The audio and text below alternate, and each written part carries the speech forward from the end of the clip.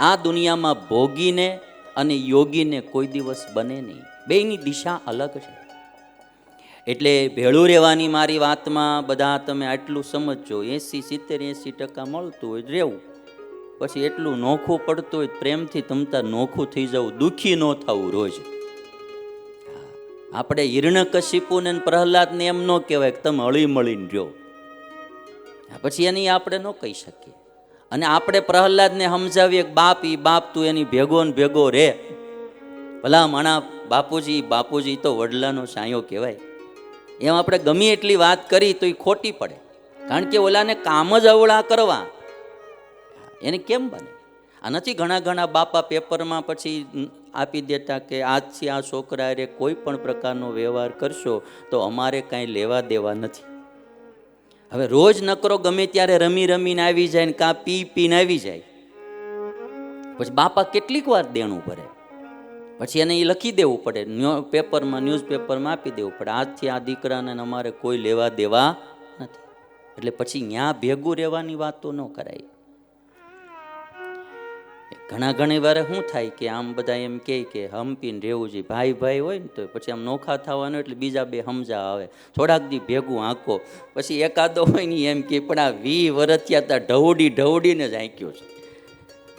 હવે એ બહુ થયું હોય ત્યારે જ બિચારાનું બારું આવ્યું હોય નોખું થવાનું, અથવા કોઈ પતિ પત્નીનું છૂટાછેડાનું હોય તો પછી આમ બારું આવ્યું હોય બધા, હવે ભાઈ આંકો ને થોડાક દિવસ આમ કે આવડા કે 10 વર્ષ ત્યાં આંક્યું.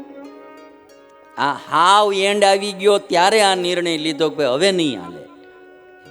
પછી બહુ પ્રકૃતિઓ જુદી પડતી હોય તો પછી એને આપણે ભેગું રહેવાનું ન કહી શકીએ. પ્રહલાદ કહે છે મારે નાને બનશે નહીં, પણ હમણાં હું આને હા પાડી દઉં, ભણવા વયો જાઉં, કારણ કે પછી જે ભગવાનનું ધાર્યું હશે એ થશે. પણ હમણાં તો એને હા કહું, વળી ના કહેવાય કેમ, પછી નિષ્કુળાનંદના નાથનું થાશે જેમ ધાર્યું હશે તેમ. અમુક સમય હોય, એ સમયે ગમ પણ ખાઈ જવી પડે. નો બનતું હોય તો બનાવડાવવું પડે, નો ભળતું હોય તો ભળાવવું પડે, નો રહેવાતું હોય તો રહેવું પડે, કારણ કે સમય હોય. પ્રહલાદ કહે છે કે હમણાં તો હું આ કહી દઉં, પછી જે મારા ધણીએ ધાર્યું હશે એ થશે. પ્રહલાદ ભણવા વયા ગયા, પણ જાતા જાતા પિતાને એટલી વાત કરી. ત્યારે પ્રહલાદ કહે પિતાએ સારું જી, ભણીશ જેમાં ભલું થાશે મારું જી. પિતાજી તમે મને આસુરી વિદ્યા ભણવાનું કહો છો, હું ભણવા જાઉં છું, પણ જેમાં મારું ભલું થાહે એવું હું ભણીશ. ત્યારે પ્રહલાદ કહે પિતાએ સારું જી, ભણીશ જેમાં ભલું થાશે મારું જી, એટલું વચન માનીશ તમારું જી, એવું સુણી સૂતથી તેડા અધ્યારુજી. અધ્યારુ એટલે ગુરુ શિક્ષક. પ્રહલાદની આ વાત એક બહુ સમજવા જેવી નિષ્કુળાનંદ સ્વામીએ લખી કે પિતાજી હું ભણીશ ખરો, પણ જેમાં મારું ભલું થશે એવું. આજના દીકરા દીકરીઓ વિદ્યાર્થીઓએ આ વાત યાદ રાખવી, ભણવું જરૂર, પણ જેમાં આપણું ભલું થાય એવું ભણવું.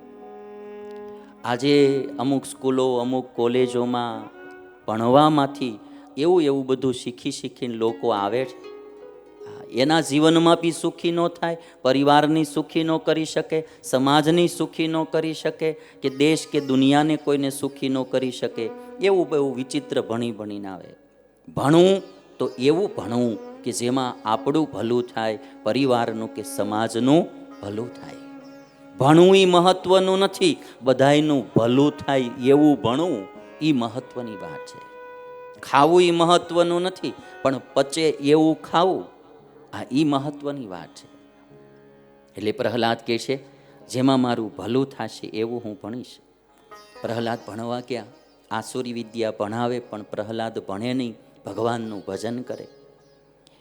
અને પછી તો પ્રહલાદને આમ બળ મળ્યું આવવા, ભગવાનનું ભજન કરે ને માણા એમ જીવ બળ્યો મળે થવા. એટલે પ્રહલાદ બળને પામતા ગયા. પછી એમ થયું કે હવે હું એકલો ભગવાન ભજું એ બરાબર નહીં, બધાને ભગવાન ભજાવું. સ્કૂલના જેટલા વિદ્યાર્થીઓ હોય ને એ બધાય વિદ્યાર્થીઓને પ્રહલાદ વાત કરે કે હે ભાઈ, કાલ સવારે મરી જશો, હારે કાંઈ નહીં આવે, બીજો શોર બકોર શા માટે કરો છો? ભગવાન ભજો, ભગવાન ભજો. પ્રહલાદ બધા વિદ્યાર્થીઓને કહે છે, મરી જાવું સહુને મૂર્ખો, સીધ ચઢો છો બીજે નોર. ભજો શ્રી ભગવાનને, તજો બીજો શોર બકોર. જેને ભજે જગ જીતી જાય, અને થાય સુખિયા સદાય. તેને તજી બીજું બોલે જે હ, તેહ કૃતજ્ઞ કહેવાય.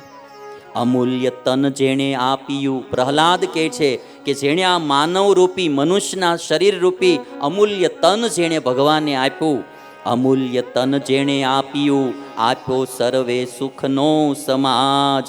તેને ભજીએ ભાવે કરી, તો સરે તે સઘળા કાજ. જેણે આપણને મનુષ્યનું શરીર આપ્યું ને સઘળો સુખનો સમાજ આપ્યો, એ ભગવાનને ભજીએ તો આપણા બધા જ કાર્યો સરી જાય. અને ત્યારે બધા બાળકો કહે છે, ત્યારે બાળક સહુ બોલિયા, જેમ કેશો તેમ કરશું. નિષ્કુળાનંદનો નાથ ભજતા, નહીં થાય અમારું નરસું. પ્રહલાદને કહે છે કે તમે જેમ કહેશો ને એમ અમે કરશું, અને અમે ભગવાનનું ભજન કરશું. એક હારો માણા મળી જાય ને ભાઈ, કેટલાયની જિંદગી સુધારી નાખે. હા, એક સ્કૂલમાં એક ભગત મળી ગયા પ્રહલાદ, કેટલાય બાળકોનું જીવન સુધારી નાખ્યું. એક માણસનો સારો સંગ એમ કેટલાય લોકોને સુધારે, કેટલાય લોકોનું જીવન આખું ઉજાગર કરી નાખે. અને જ્યારે બધાય બાળકો ભગવાન ભજવા માંડ્યા ને, ત્યારે શંડ અને અમર્કને એમ થયું કે હવે તો આ વાત બહુ આગળ વધી ગઈ. એકલો પ્રહલાદ ભગવાન ભજતો તો એ બરાબર, હવે તો આખી સ્કૂલના બાળકોને ભજાવે. એવા સુણી બાળકના બોલજી, શંડા મરકે કર્યો મને તોલજી. આ તો વાત ચઢી ચગડોલજી, ત્યારે કહ્યું રાયને મર્મ ભર્મ ખોલજી. શંડ અને અમર્કએ હિરણ્યકશિપુ પાસે જઈ અને આ વાતનો ખુલાસો કર્યો કે આ તો પોતે ભગવાન ભજે છે અને આખી સ્કૂલને ભગવાન ભજાવે છે. હવે હિરણ્યકશિપુને આ ગમે નહીં. કોઈ ભગવાન ભજે ને એ કોઈને ન ગમે તો આ વાત યાદ રાખવી તમારે. કોઈ ભગવાન ભજે અને ન ગમે, બહુ ઝાઝું વિવરણ નહીં કરું, પણ એ તમારે એટલું યાદ રાખવું, કોઈ ભગવાન ભજતું હોય તો એમાં વિઘન ન કરવું, ભગવાન ભજવા દેવા. આ દુનિયામાં 700 અબજ 700 કરોડ માણસો છે, કોઈને ભગવાન ભજવાનું મન જ નથી થતું. રાત દાડો સ્ત્રી પાછળ ને ધન પાછળ ને ખાનપાન પાછળ, માન સન્માન પાછળ ને આ લોકના વસ્તુ પદાર્થ પાછળ રાત દાડો લોકો દોડે છે, પાપ કરે છે, ખોટું કરે છે, કેટલી હિંસાઓ કરે, ચોરી લૂંટ દગા દુગી ભેળ છેડ, આ બધું જ આ લોકના વસ્તુ પદાર્થ માટે કરે છે. એમાંથી વૃત્તિ તોડી અને જે ભગવાન ભજવા માટે જાય એવા મણિધર ફણીધર નાગ તો કોક કોક હોય.